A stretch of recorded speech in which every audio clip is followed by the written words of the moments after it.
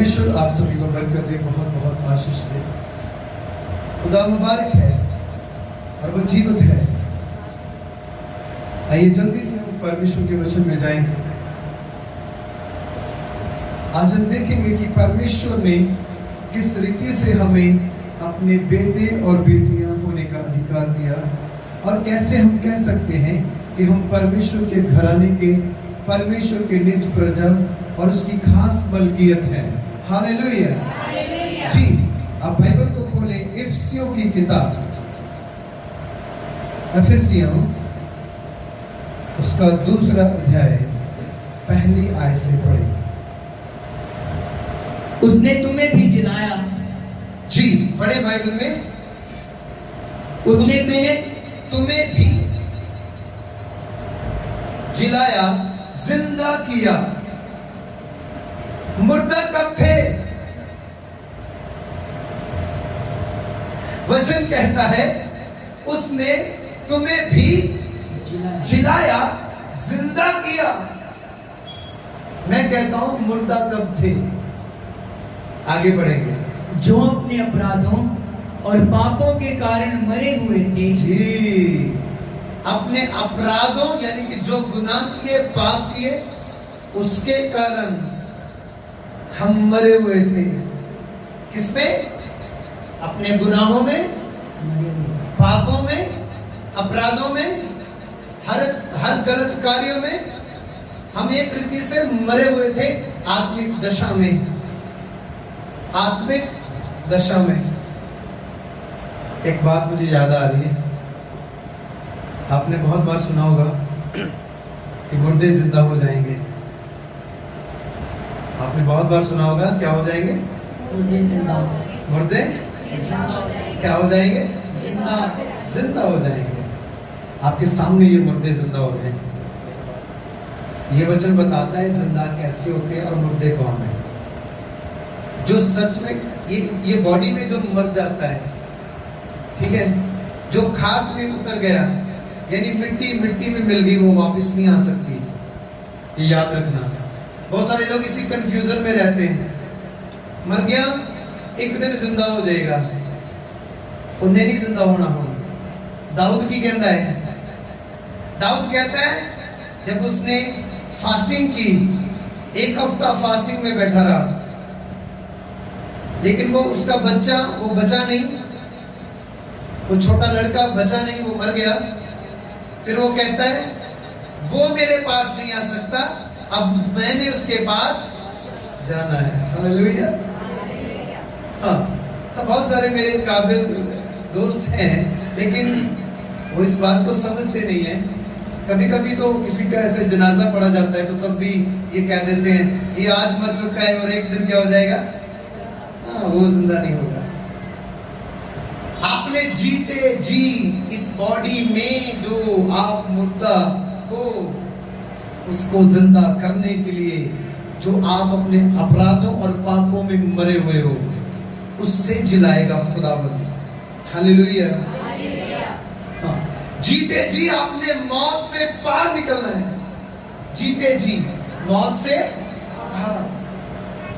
कैसी मौत? कैसी मौत? अभी हमने पढ़ा, फिर से पढ़े। उसने तुम्हें भी जिलाया। उसने तुम्हें जिंदा किया। कैसे जिंदा किया? तुम तो जिंदा हो। अगर तुम सोचोगे मुझे खुदा ने जिंदा किया, कैसे किया, मैं तो पहले से जिंदा हूं, तो तू गलत सोच रहा है, क्योंकि तू दिमाग से सोच रहा है, दिल से सोच रहा है। ये आत्मा का प्रकाशन है। तू कहेगा मैं जिंदा हूं, लेकिन वचन कहता है तू जिंदा नहीं, तू मुर्दा है। क्यों? क्योंकि तू मसीह को नहीं जानता, तू वचन को नहीं जानता, तू परमेश्वर के घराने का नहीं हुआ अभी तक, तू आत्मिक लेवल में नहीं आया अभी तक, तुमने आत्मा प्राप्त ही नहीं किया, तुम्हारे ऊपर आत्मा की मोहर ही नहीं हुई अभी तक। तू कैसे जिंदा है? क्या सांस लेने वाला प्राणी जिंदा होता है? इसे जिंदा कहते हैं। मैंने कुछ लोगों को ऐसे अपने बयान देते हुए सुना है। वो कहते हैं मार लो हुण जे मारना है। पहला भी मरे ही है। हाँ जी, हुण की मारना, मैं तो कदों का मर चुके हैं। ठीक है। और कुछ खुदा के संत सेवक लोगों ने एक बात बहुत अच्छी कही थी पंजाबी में, मर वे खसमा मर वे, तेरे मरे ते वसदा कर। मारना किनू है ते बसेगा किवें? हाँ जी, हर वो चीज जिन्हें तुहानू खुदा तो दूर करती है, जो तुहाडे सिर ते तुहाडा हेड बन के बैठी है, जो तुम्हें अपने अधिकार में लेकर बैठी है, जो तुम्हें कंट्रोल कर रही है।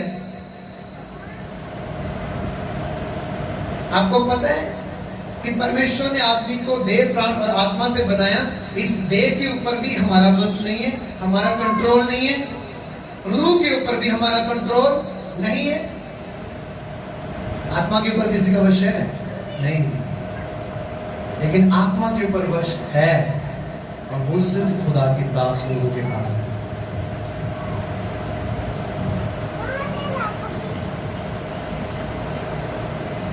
अगर हो खुदा का दास, उसके पास अधिकार है आत्मा के ऊपर वश रखने।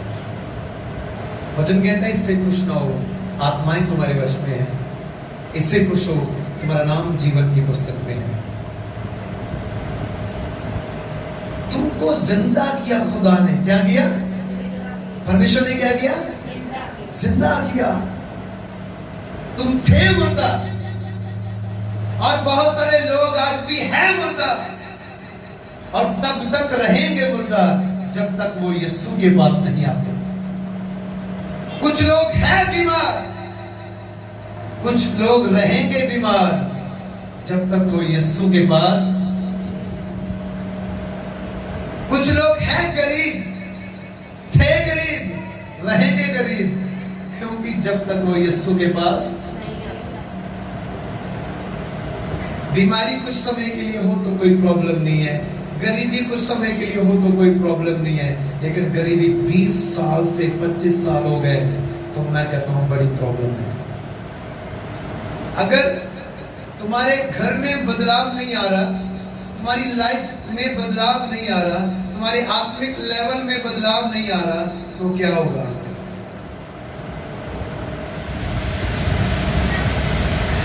कोई एक जन हाथ खड़ा करके कहो मैं मरा था,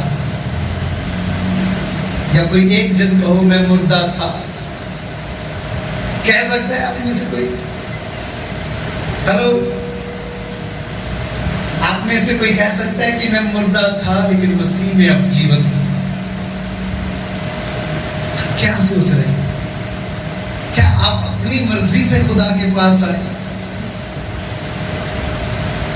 हाँ जी, क्या आप में इतनी पवित्रता है कि आप अपनी मर्जी से कर रहे हो? क्या आपको लगता है कि तुम ये वर्शिप कर रहे हैं, आप वर्शिप कर रहे हो, क्या है आपके पास? कुछ नहीं। तुम मुर्दा थे, मसीह यीशु में तुम जिंदा हुए।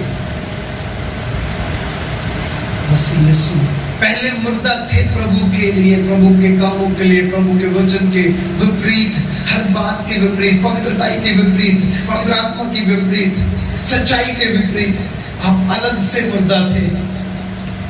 अब जीवित हुए हो और अब मुर्दा हो ऐसे कामों के लिए। मैंने पाप नहीं करना, मैं मुर्दा हूं। खुदा के दास से ज्यादा अंधा और बहरा कौन हो सकता है? खुदा के दास से ज्यादा अंधा और बहरा कौन हो सकता है? क्यों? क्योंकि बहुत बार वो देखते हैं लेकिन कुछ कहते नहीं, बहुत बार बहुत बातें सुनते हैं लेकिन आगे किसी को बताते नहीं। इसे कहते हैं मसीह के लिए जीना।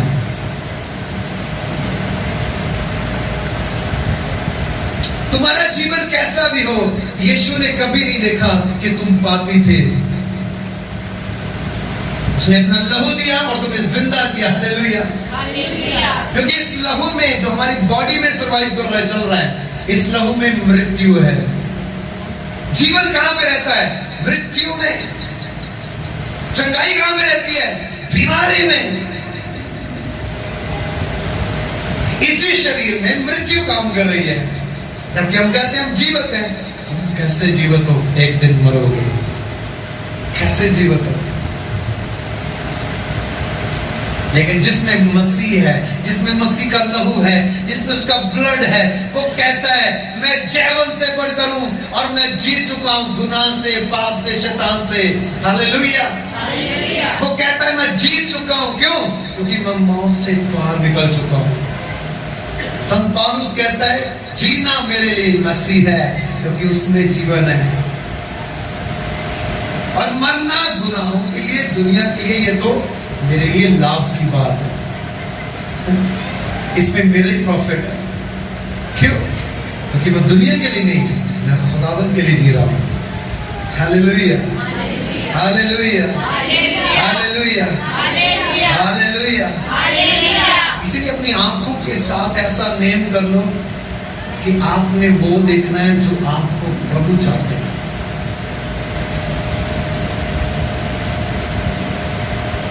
मैंने बहुत सारे लोगों को देखता हूं कि वो बाइबल नहीं पढ़ते,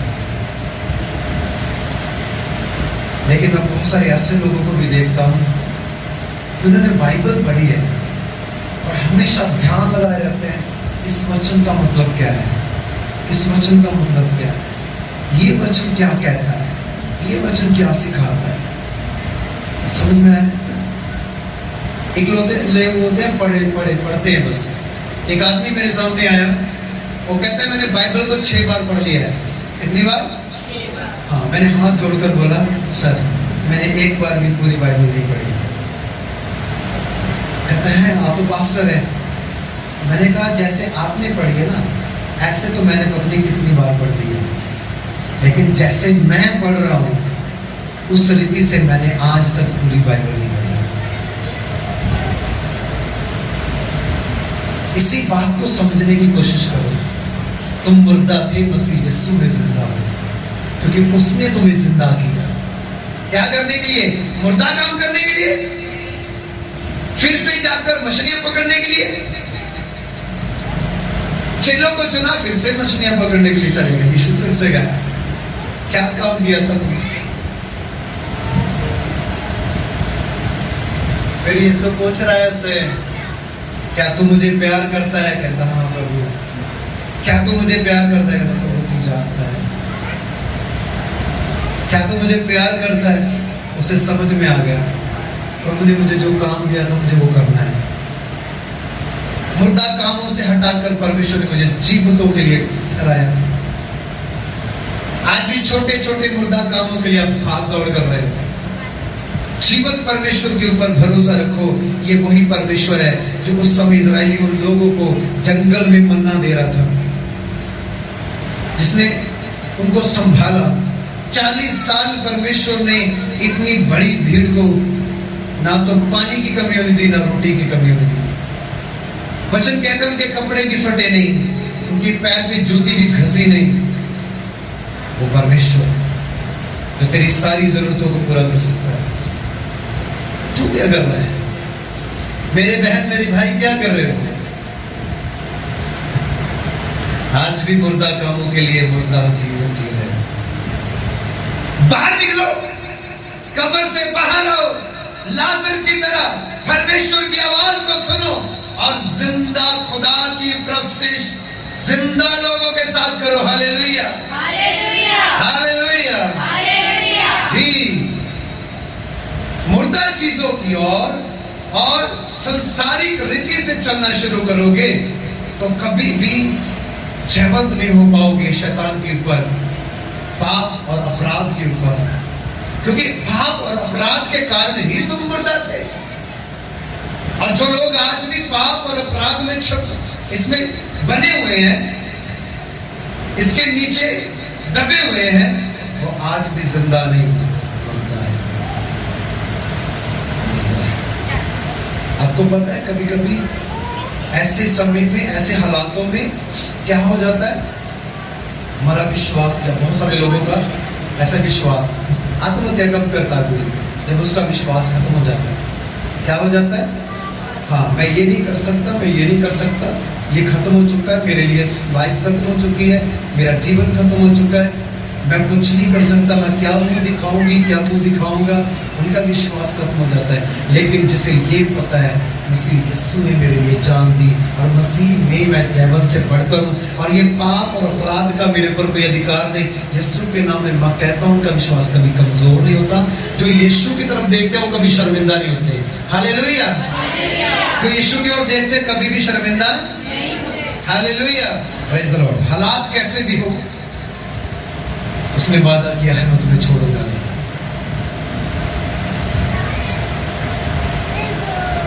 चर्च में बैठे बैठे भी मैं लोगों को देखता हूं मुर्दों की तरह लगे होते हैं।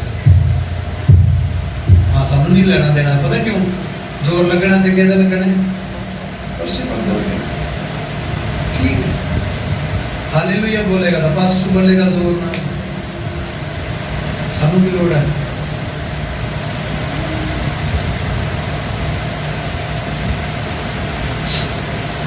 अपने आसपास देखना बंद करो, तुम देखो तुम परमेश्वर की महिमा कैसे करते हो। ये तुमने देखना है कि तुम परमेश्वर की प्रवृत्ति कैसे करते हो। ये तुमने देखना कि उसकी पाक हजूरी में तुम प्रार्थना में कैसे बैठते हो।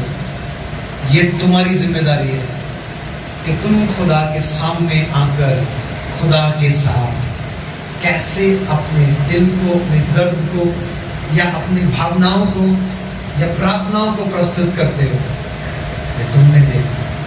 और अगर तुम मसीह में जीवित हो चुके हो तो जीवितों के समान परमेश्वर की महिमा करो। अगर जीवित हो चुके हो, वो वाले जिस्मानी रीति से मरे हुए मुर्दे जिंदा हो या ना हो ये खुदा के हाथ में है, क्योंकि किसे जिंदा करना है किसे जिंदा नहीं करना ये उसके हाथ में है। हालेलुया, हालेलुया, हालेलुया। लेकिन जितने मुर्दा इस दुनिया में घूम रहे हैं उन सभी को जिंदा करने का अधिकार खुदा ने अपने दास लोगों को दिया कि तुम जाओ सारी सृष्टि में प्रचार करो और उन्हें सिखाओ और फिर पिता पुत्र पवित्र आत्मा के नाम में बपतिस्मा देना। जब बपतिस्मा दोगे तब वो नीचे जाएंगे फिर ऊपर आएंगे। इसका अर्थ होगा कि तुम उसे मुर्दा जीवन से बाहर निकाल रहे हो। उसकी डेड बॉडी को तुमने दफन कर दिया, लेकिन जो बाहर निकाला वो नहीं रहा, अब वो मसीह के लहू से जीवित हो चुका है। हालेलुया। वो केवल पानी नहीं है, वो यीशु का लहू है और उस लहू से जो बाहर निकलेगा वो नया मनुष्य है। हालेलुया, हालेलुया। जी आगे बढ़े।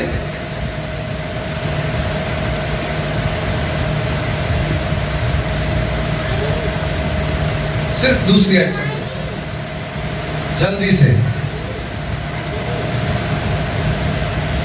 जिनमें तुम पहले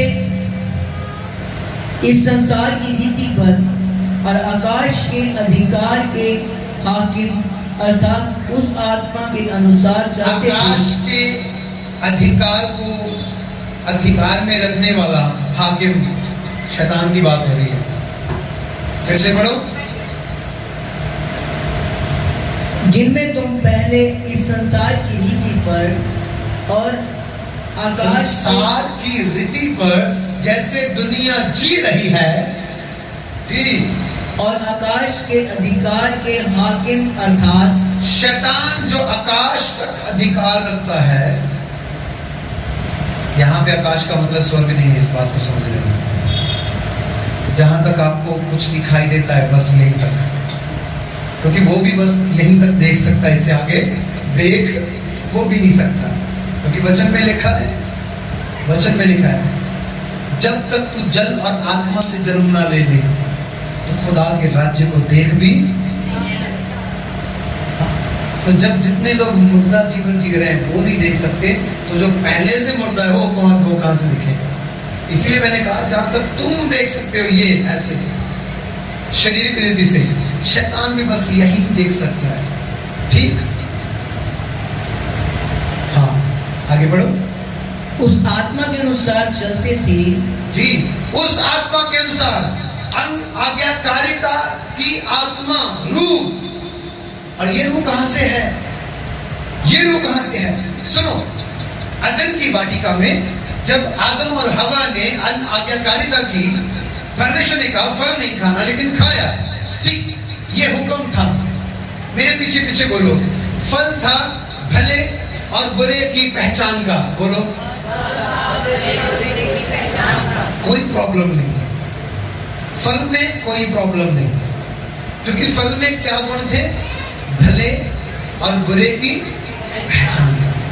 ठीक है, आपको पता है कि जब हमारे घर में बच्चे होते हैं तो वो बच्चे कभी कोई गलती करते हैं तो हम कहते हैं अभी तक इसे भले और बुरे का ज्ञान नहीं है, अच्छे और बुरे का ज्ञान नहीं है।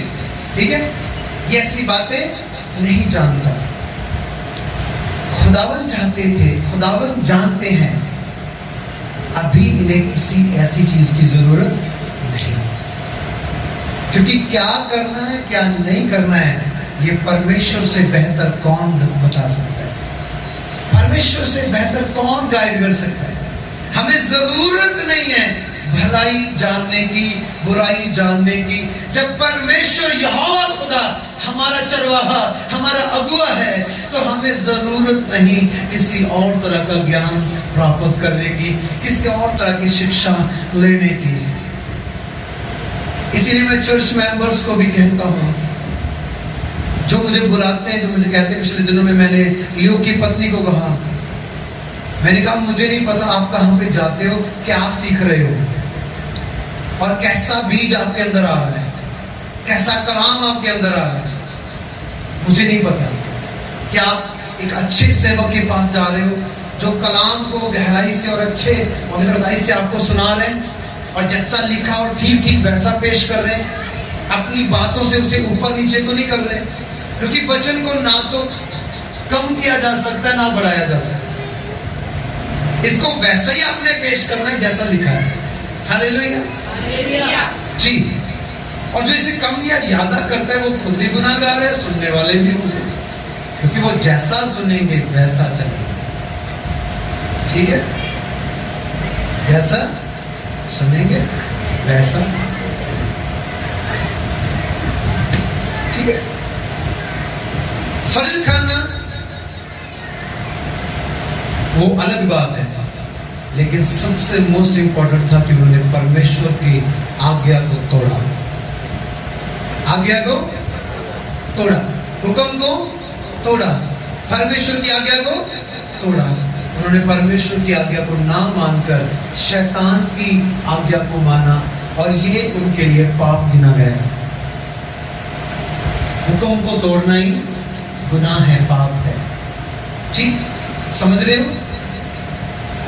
पाप है, हुक्म को, परमेश्वर के हुक्म को तोड़ना ही पाप है। उन्होंने पाप किया और उनके अंदर जो रूह थी जिस्म के ऊपर, तो वो गुनाह का पर्दा हुआ ही हुआ, लेकिन उनका जो स्पिरिट है उसके ऊपर एक मोहर की गई और वो मोहर थी अनाज्ञाकारिता। कौन सी?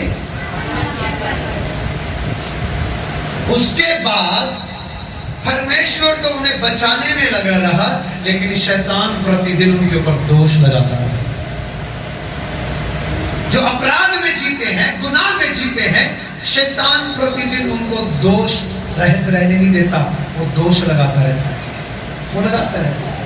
वो आपकी ओर उंगली करता रहेगा, आपका विवेक आपको दोषी ठहराता रहेगा। मैं गलत हूं, मैं प्रार्थना नहीं करती, मैं ऐसे हूं, मैं ऐसे हूं, मेरा जीवन ऐसे हो चुका है, मैं कैसे बचूंगी, मैं कैसे बचूंगा, मैं कैसे कर्जे से, मैं कर्ज से बाहर कैसे आऊंगा, श्रापों से बाहर कैसे आऊंगा, अब मैं कम बैक कैसे करूं। और कम बैक करने की सोचेंगे, शैतान कहेगा तू नहीं कर सकता, अब मुश्किल है, अब तू फिट नहीं हो सकता, अब तू आराधना नहीं कर सकता, अब तू वर्शिप नहीं कर सकता, अब तू उठ के गवाही देने के योग्य नहीं रहा, अब तू प्रभु के कलाम को सुनाने के योग्य नहीं रहा। किस मुंह से तू खुदा की महिमा करेगा? लेकिन प्रभु कहता तू खड़ा हो, मैं तेरे साथ। उसका लहू आज भी तुम्हें जिंदा करने की ताकत रखता है। हालेलुया, बोलो यीशु का लहू जिंदा था, जिंदा है, जिंदा रहेगा, क्योंकि वो जिंदा परमेश्वर है और उसका लहू हमेशा जिंदा ही और जिंदा काम करेगा। हालेलुया। उस समय में भी और आज भी और आने वाले टाइम में भी परमेश्वर उन मुर्दों को जो इस धरती पर घूम रहे ऐसे ही बस चक्कर काट रहे हैं, अपनी लाइफ को बस साल महीने ऐसे पूरा करते जा रहे हैं, प्रभु कहता है नहीं, तुम्हें जीवन लेने की जरूरत है, तुम्हें जिंदा होने की जरूरत है। खुदा कहता है तुम्हें जिंदा होने की जरूरत है, और अगर जिंदा होना है तो यीशु के पास आना होगा, क्योंकि यीशु के सिवा आकाश के नीचे मनुष्यों के बीच इस धरती के ऊपर कोई दूसरा नाम नहीं है जो तुम्हें जिंदा कर सकता है, और वो एक ही जिंदा नाम है, उसका नाम है यीशु मसीह। हालेलुया, हालेलुया, हालेलुया। जी, जो रूह गुनाह के कारण मोहर की गई थी अनआज्ञाकारिता की, और वही बाद में जब यीशु पर विश्वास किया, विश्वास करने के कारण तुम्हारे ऊपर फिर एक और मोहर की गई। पहले यीशु के लहू से तुम्हें धोया गया, वो मोहर हटाई गई जो पाप और शराब की थी। उसके बाद लहू से धोने के बाद तुम्हारे ऊपर पवित्र आत्मा की मोहर लगी, और वो मोहर और वो पवित्र आत्मा ये गवाही देता है कि तुम अब परमेश्वर के घराने में से हो। हालेलुया। हम आज को पढ़ेंगे एफिसियों पहला अध्याय,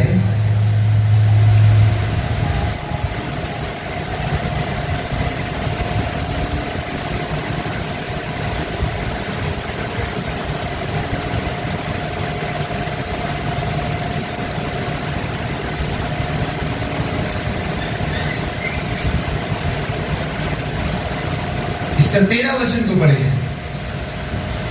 एफिसियों पहला अध्याय उसके 13 वचन को पढ़े, जोर से ध्यान से सुने कलीसिया। और उसी में तुम पर भी जब तुमने सत्य का वचन सुना, जब तुमने सत्य का वचन सुना, अभी तक नहीं सुना था, अभी तक तुमने यीशु को नहीं जाना था, लेकिन जब तुमने सच्चाई के कलाम को सुन लिया, पढ़ो, जो तुम्हारे उद्धार का सुसमाचार है, जो तुम्हारे उद्धार छुटकारे का साल्वेशन का सुसमाचार है, खुशखबरी है जी, और जिस पर तुमने विश्वास किया, और जिस यीशु पर तुमने विश्वास किया, प्रतिज्ञा किए हुए पवित्र आत्मा की शाप लगी। वायदे किए हुए, वायदा जो किया था, पवित्र आत्मा की शाप, पढ़ो, पवित्र आत्मा की शाप लगी। वह कौन सी शाप लगी? पवित्र आत्मा। कौन सी मोहर लगी? हालेलुया। इसका मतलब जो हमारे अंदर अभी तक स्पिरिट था, आत्मा था, वो अलग है, लेकिन अभी जो हमारे ऊपर है वो अलग है। समझ में आ रहा है? खुदा का दास कहते हैं अब मैं जिंदा नहीं, अब मुझ में कौन जिंदा है? मसीह। और उसका कहता है अब मैं जिंदा, अब मसीह मुझ में जिंदा है। मैं इसको सन 2000 शायद 12 या 13 में मैंने एक सॉन्ग गाया था, यीशु बिना जीना बेकार है, यही मेरे जीवन का आधार है, जीना मसीहा मरना नफा है,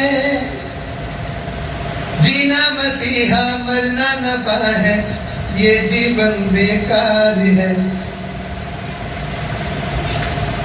जब मसीह में आगे फिर कहते हैं ये जीवन तैयार है, यीशु बिना जीना बेकार है, यही मेरे जीवन का आधार है। यानी कि मसीह के बिना मैं कुछ नहीं। फिर कहता है, फिर आगे मैंने इसमें गाया था, मैं मसीह के साथ चलने लगा। मतलब पहले मैं दुनिया की रीति से चल रहा था, लेकिन अब मैं मसीह में हूं और मैं मसीह के साथ चल रहा हूं। Hallelujah, hallelujah. यीशु मसीहा मेरा दुल्हा,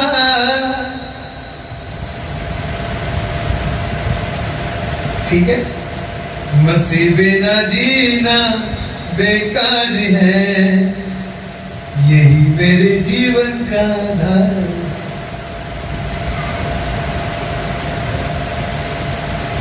और लास्ट में मैंने इसे गाया था, मैं मसीह के साथ क्रूस पे चढ़ गया।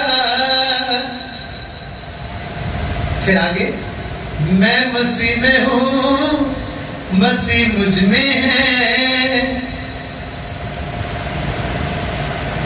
वचन में लिखा कि तुम उसके साथ मारे गए हैं। और इफिसियों की पत्री हमें सिखाती है कि तुम उसके साथ जिंदा किए गए हैं, और ना सिर्फ जिंदा किए गए, उसने तुम्हें स्वर्गीय स्थानों पर बिठाया। हालेलुया, हालेलुया, हालेलुया। उसने तुम्हें स्वर्गीय स्थानों में बिठाया है। स्वर्गीय स्थानों में बिठाया मतलब ये कंफर्म है तुम उसके साथ राज्य करोगे। हालेलुया, ये कंफर्म है क्योंकि तुम मसीह में जिंदा हो चुके हो। मसीह के लहू ने तुम्हें जिंदा किया है, और अब तुम पर आज्ञाकारिता की रूह का कोई वश नहीं, कोई मोहर नहीं। तुम पर मोहर है पवित्र आत्मा की, और जिनके ऊपर पवित्र आत्मा की मोहर है वो गिने जाएंगे, चुने जाएंगे और ठहराए जाएंगे सदैवी राज्य के लिए। Hallelujah, hallelujah. परमेश्वर आज के वचन और पढ़े और सुने जाने पर बरकत दे। आमीन।